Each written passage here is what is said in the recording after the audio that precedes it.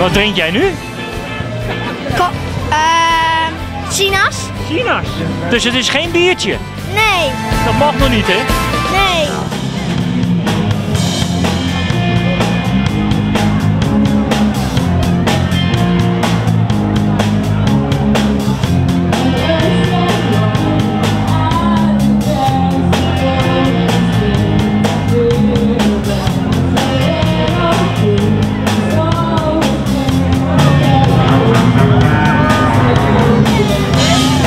Zit je nou een kopje thee te drinken? Ja, moet kunnen toch?